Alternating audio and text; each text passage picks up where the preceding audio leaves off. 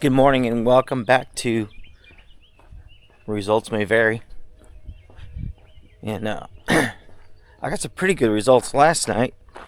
So when we left, I was getting ready to transfer the deck from the what is that thing? 863, 745, 1022. I don't know. From the I gotta look at it. I'm not good with numbers. The 682. I was close. Okay, so we got the deck on the 1811, and I have my doubt, boys and girls. These are pretty janky afterthought pulleys. I also changed the oil. There's the evidence of that. So we are gonna go out, cut the grass. I probably got about, I don't know, maybe 2.5 acres that I'm gonna cut. I'm not gonna cut into the field. That's my wife's job. But you can see, you know, the grass is kind of tall. This grass, it doesn't really fill out real great, but you can see it's tall. So we're going to see how this thing does, if it holds up, if it starts puking oil, if the rear end blows up, if the hydro gets hot. I mean, we've got a lot of elevation changes here. And I won't say this is a torture test, but it's going to be a pretty good test for this little girl to see how she holds up. So let's get after it.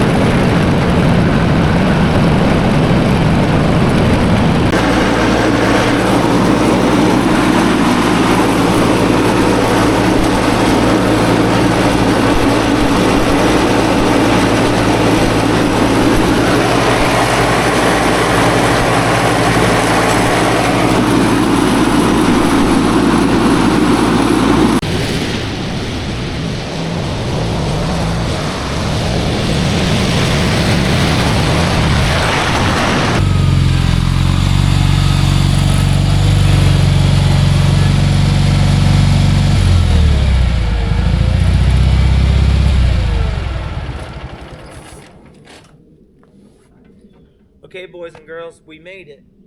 Over 2 acres of grass cut. Let's see how long it took us.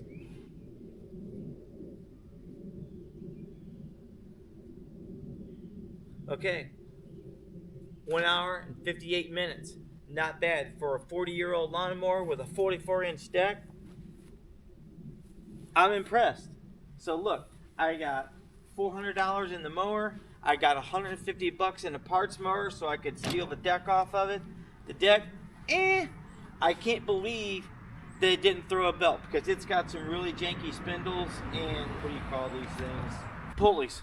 That's what you call them. The pulleys are definitely aftermarket, and one is in really bad shape. It's got some rust issues going on with it.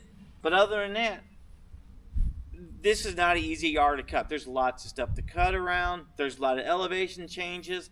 I did notice when you go down some of the steeper hills, it wants to speed up. Doesn't really take off, but it definitely speeds up. And then when you come up them, it slows down. But the engine doesn't pull down, so something maybe not quite copacetic with the rear end. And the rear end does leak oil, almost like a Harley Davidson will leak oil. There's definitely a puddle under it. When it sets overnight on concrete, you can tell. It's got a brand new battery in it. The tires work great, especially on terrain that's got a lot of steep elevations to it, and if it's a little wet. Love the tires, but they are stiff. Not the best ride in the world for sure. I'm curious what this filter looks like.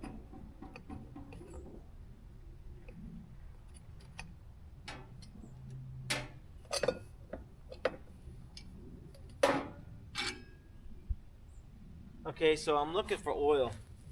There's a little bit in there, if you can see that. But it's not bad. I'll show you the rest of the engine. We'll see if we see any oil oozing out of this thing after 2 hours of not bad. I don't know what's missing here. Maybe nothing. Maybe there's some kind of a guard. I'm curious what the oil looks like since I changed it. It's hot. That's hot. Let's check it again real quick.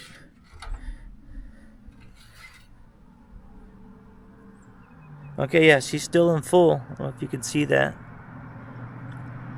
But it's a little black. I'm kind of curious why it's black. I mean, it's not a diesel, but that kind of makes me think that maybe it hasn't had an oil change in forever and a day. But it's a nice cool day today. Who knows what this thing's going to run like when it's 92 degrees and 90% humidity. I have no idea. But I know this is a lot of yard for a garden tractor of this vintage. I tried to get my wife on it and she was out. She said I'll zero turn it. So if you buy one of these, I highly doubt you'll get your wife on it. But I like it. I like it a lot. So look, I got $400 in this thing. It's got a little over 1,000 hours, and it's a survivor. I do not plan on restoring it. In fact, I got $400 in this. I got another $150 in a parts mower. I figured the deck was probably worth that, but it does need some pulleys. The spindles seem to have held up. Like I said, what else am I missing here? The brakes are pretty much non-existent. They go right to the floor, but it does throw this in neutral. So when you're going forward and you need to slow down or stop, watch the pedal when I hit the brake. It brings that to neutral. So that's kind of cool. That's kind of a safety thing. But as far as brakes, they're a no-go. So this is a disc brake setup. So it's going to need the pads or an adjustment or something. I'm okay with the way that it is. I'm easy to please. But hey, if somebody wants this thing, I'll let it go for exactly what I got into it. $550 for this and the parts tractor that has a lot of good pieces and parts on it. And I was told that that motor will actually run. It just lost fire, so I'm not sure what's going on with that. But if anybody is interested in restoring this old girl, the 1811, let me know on the comments and come and get it. I am not far from St. Louis, Missouri, and about an hour away from Columbia. I'm right in the middle between Columbia and St. Louis, so come get it. Easy drive up 70. Heck, I might even deliver them. But the wife's got me on a short leash. I need money for other projects, and this thing's got to go. Or not. I'll just keep it and I'll run it till it don't run no more. Really cool tractor. I'm glad that I bought it. The parts tractor has way nicer tins. Some guys like the rusty patina. I like it a little cleaner. But anyway, hope you learned something. Hope you enjoyed the video. And we're out. Catch you on the next one.